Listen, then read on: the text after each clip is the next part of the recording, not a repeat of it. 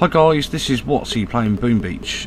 So today they seem to have released some sort of sneak peek into the next update, and what I believe it to be, and I think what probably a lot of other people think it is as well, seems to be some sort of flamethrower troop.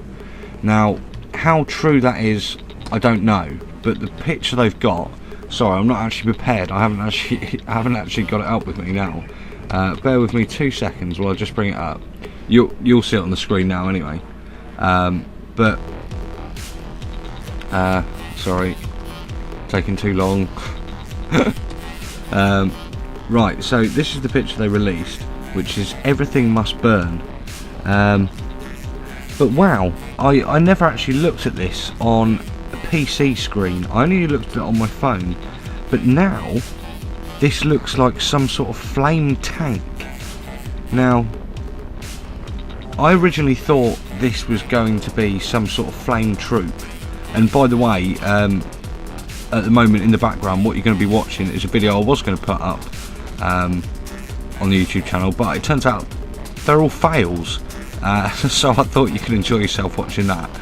But what I thought they were going to be was actually flamethrower troops, and I thought, well, how's this going to work? Because you put a flamethrower troop up against a flame tower, and realistically it's never going to win. And also, how many flame troops do you need? Is it going to be that they're going to take up 2 housing space or 1 housing space, so the same as Zookas or riflemen? Because you're not going to have the distance that Zookas have. So I don't think you could have 2. You would have to have 1, but you know, what's going to be more effective, a rifleman or a flamethrower? And the other issue you've got is, well, if you put a flame troop with riflemen, are you just going to burn all your riflemen?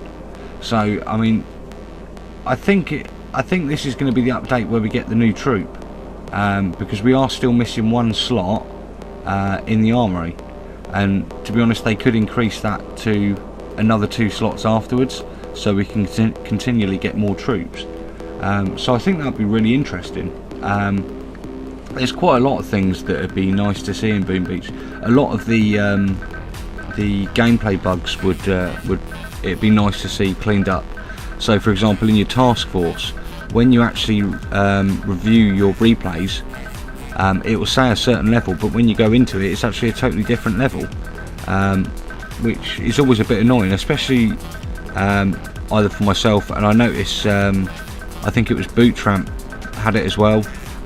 You get so confused as to where you're actually going, and when you're reviewing replays, it'd be nice that when you click back to go out of it, it'd be nice if you actually stayed in the same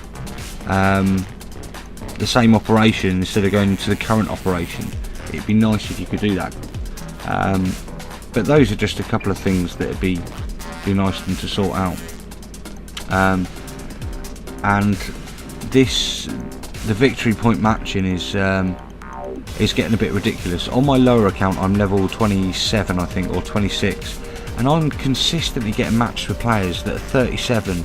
You know, I think the highest one I had on there was 38. Now, there's no way I'm going to beat a level 38 base. I would probably lose troops on my current account, which is level 47, against the 38 base. So what hope do you have in that? I don't think it should just be victory points. I think it should be victory points, but also balanced with level. I think perhaps 3 levels above, 3 levels below, maybe even up to 5 levels. But like I say, there's certain points in the game where 5 levels above is either, for example, earlier on in the game, is the headquarters or stuff like that. So they've got an extra landing craft, or they've unlocked the shock launcher or unlocked the rocket launcher and things like that, and you're going to find no way that you can actually beat them. So I must say, I'm very excited about this new update. When that's coming, I don't know, and I don't know if anyone knows when these time changes are meant to come in, because they've released it on the forum, and me being from the UK, I'm 1 hour later, but I don't think it actually stated. No, I'm on the page now, and it doesn't actually state when this is going to take place. So this is after the next update. So this will be in the update in February. This is me jumping the gun and assuming we're getting the update in February. So yeah, I just can't wait for it. I think it's going to be really good.